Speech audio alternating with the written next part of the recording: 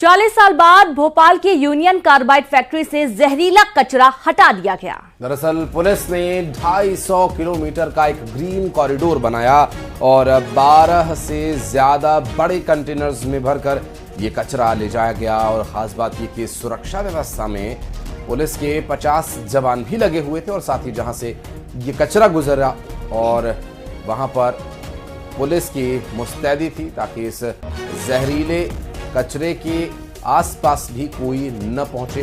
खतरनाक अपशिष्ट, जहरीला अपशिष्ट लिखे हुए नोटिफिकेशन के साथ ये कंटेनर्स यहां से रवाना किए गए। किसी भी तरह की कोई अप्रिय घटना रास्ते में ना हो, क्योंकि 250 किलोमीटर इन कंटेनर्स को ट्रैवल करना है। ऐसे में पुलिस के द्वारा उस पूरे ग्रीन कॉरिडोर को प्रोटेक्ट किया गया, आसपास के लोगों को चेताया गया और उन खासकर विशेष पॉइंट्स पर जहां से ये घनी बस्ती वाली आबादियों से होकर रास्ता यदि गुजरता है तो पहले से ही वो रास्ते तय कर लिए गए थे कि इसे किन किन मार्ग से होकर लेकर जाना है। भोपाल में हुई इस गैस त्रासदी का ये कचरा है जो 40 साल बाद हटाया जा रहा है।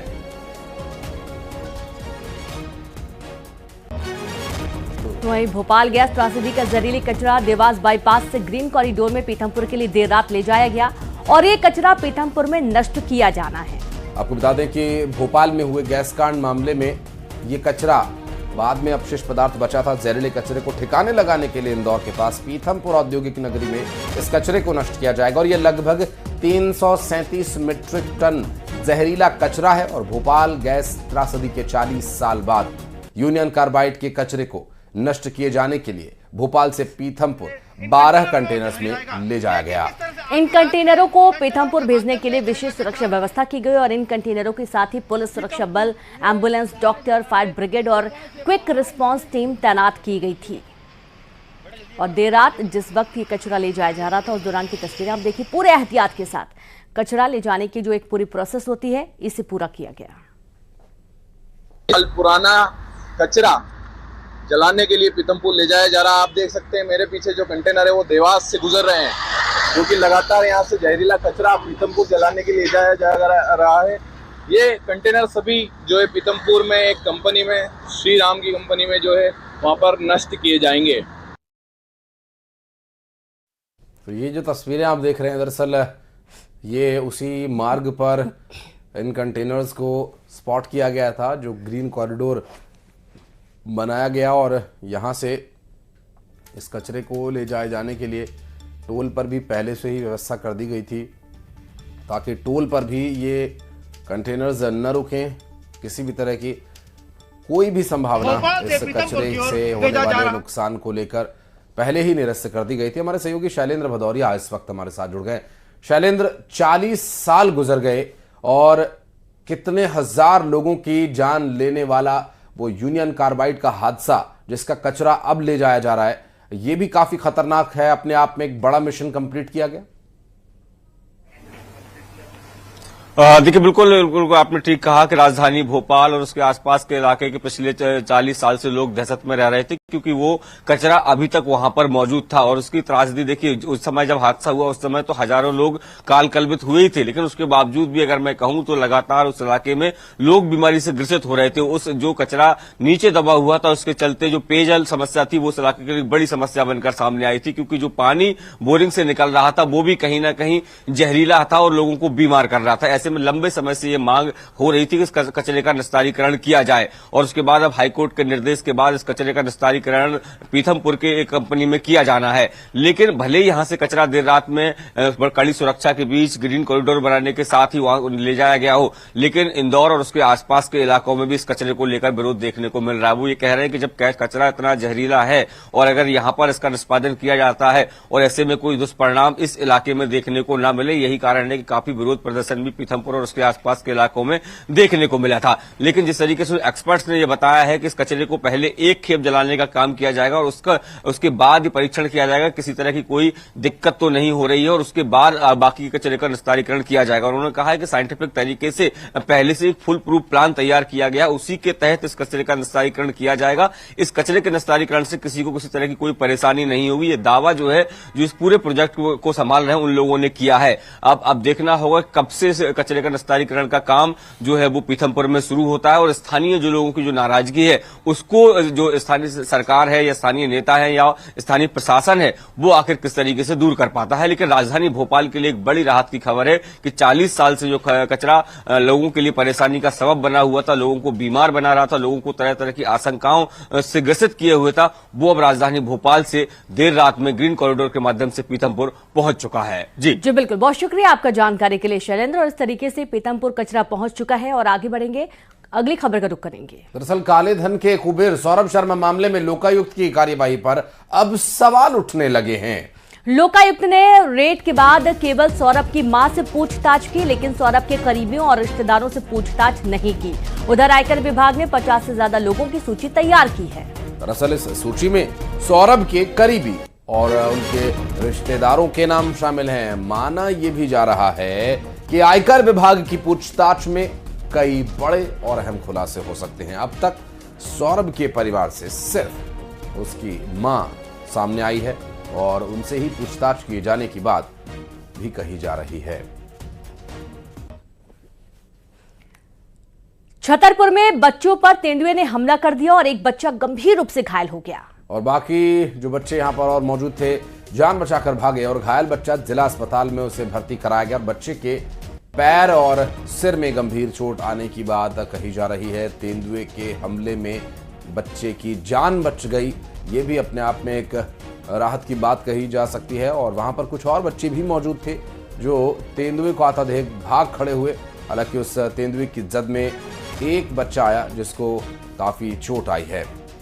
तो घायल बच्चा जिला अस्पताल में भर्ती किया गया है, ज्यादा घायल हुआ है और जो बाकी अन्य बच्चे थे वो भागकर अपनी जान बचा लिए।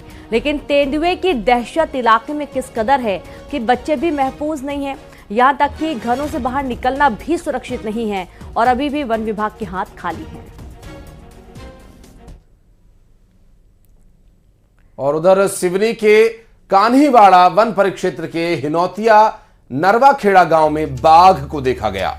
बाघ के हमले से एक व्यक्ति घायल हुआ। क्षेत्र में बाघ अभी भी मौजूद है और खेतों की झाड़ियों में छिपकर बैठा हुआ है। वन विभाग मौके पर मौजूद है। दरअसल बाघ का इस तरह से छिपकर बैठना ये अपने आप में घातक है, क्योंकि कई बार बाघ जब छिपकर बैठते हैं तो वो किसी की तलाश में, वो किसी के शिकार की घात लगाकर बैठे हुए हो सकते हैं। और बाघ की सर्च लगातार की जा रही है। साथ ही क्षेत्र के लोगों को सतर्क रहने की भी अपील की गई है।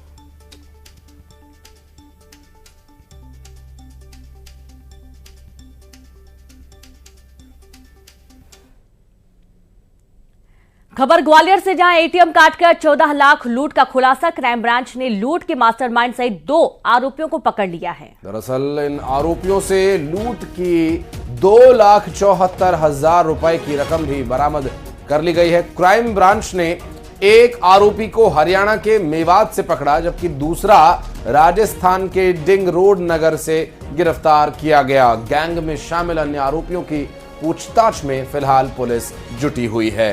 वहीं 27 दिसंबर को बहोड़ापुर में हुई थी एटीएम की घटना। 14 लाख रुपए लूट कर ले गए थे आरोपी और अब एक बड़ी सफलता, जहां लूट के मास्टरमाइंड से 2 आरोपियों को गिरफ्तार कर लिया गया और इनके पास से कैश भी बरामद किया गया है।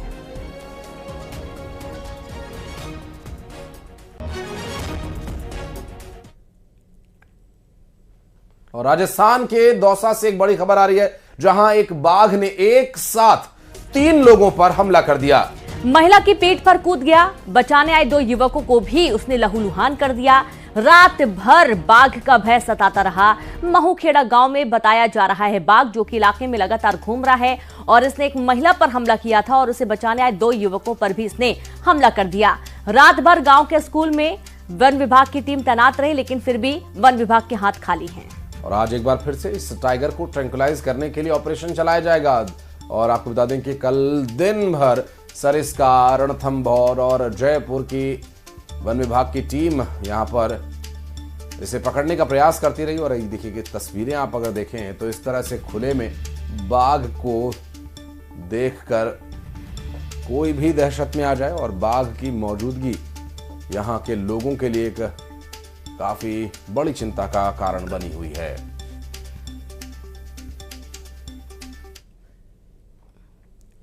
रायपुर में बीएड सहायक शिक्षकों के प्रदर्शन पर बड़ी खबर आ रही है, जहां पर मुख्य सचिव की अध्यक्षता में कमेटी का गठन किया गया है। और इस बड़ी खबर में आपको बता दें कि रिपोर्ट आने के बाद सहायक शिक्षकों के समायोजन का फैसला लिया जाएगा। और शिक्षकों के लिए समायोजन यहां पर रायपुर में बीएड के सहायक शिक्षकों के प्रदर्शन पर बड़ी खबर यह कि मुख्य सचिव की अध्यक्षता में एक कमेटी का गठन किया गया है और रिपोर्ट आने के बाद इन शिक्षकों के समायोजन का फैसला लिया जाना है। राज्य सरकार के द्वारा उठाए जाने वाले इस कदम को लेकर सहायक शिक्षकों के हटाए जाने की जो तैयारी है, प्रदेश सरकार सहायक शिक्षकों की मांग को लेकर सेवाओं को जारी रखने की जो मांग है उस पर अब आगे समायोजन किए जाने के बारे में तैयारी में है। और शिक्षक भर्ती परीक्षा के तहत इन्हें चयन किया गया था। हाईकोर्ट के आदेश के बाद अब नौकरी पर संकट मंडरा रहा है और ऐसे में प्राथमिक शिक्षा के लिए मान्यता भी नहीं है।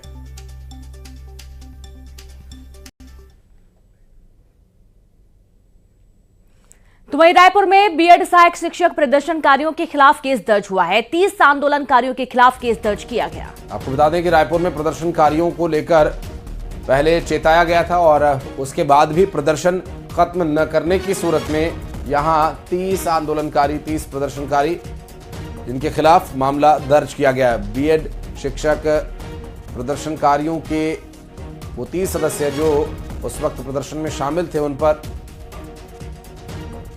अब केस दर्ज किया गया और बीएड प्रदर्शनकारियों के खिलाफ ये मामला दर्ज किए जाने की जानकारी मिल रही है रायपुर से।